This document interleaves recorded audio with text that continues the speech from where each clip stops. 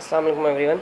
This is D3 exercise 5B और उसका question number 3 हमारे पास।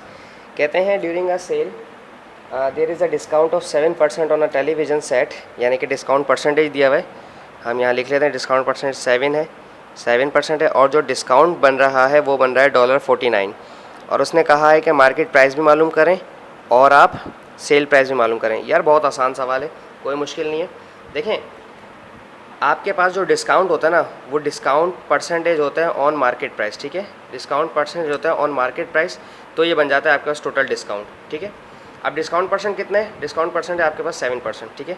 ये है 7% ऑन मार्केट प्राइस, इसके नीचे परसेंट का साइन लगाना ज़रूरी है। और डॉलर है आपके पास, कितना डॉलर बनेगा? 49, ठीक है, $49, ठीक है। मार्केट प्राइस पर जितना भी डिस्काउंट परसेंटेज है वो मेरे पास इतना बनेगा। अब मुझे मार्केट प्राइस मालूम करनी है, 7% मल्टीप्लाई कर रहे हैं, वहाँ भेज के करवा देते हैं इसको हम डिवाइड। 49 डिवाइड बाई 7%, ठीक है। जब आप 7% से इसको डिवाइड करवाएंगे, 7 1 7 7 7 14 7 और ये 100 ऊपर चला जाएगा, ठीक है। तो मार्केट प्राइस थी 700, ये बहुत आसानी से आ गया हमारे पास।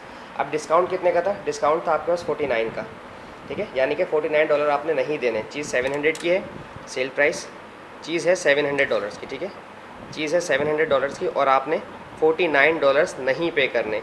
तो फिर आपने कितने पे करने? दिस इज़ 691 और ये आ जाएगा 651 तो सेलिंग प्राइस आपके पास क्या आ गई?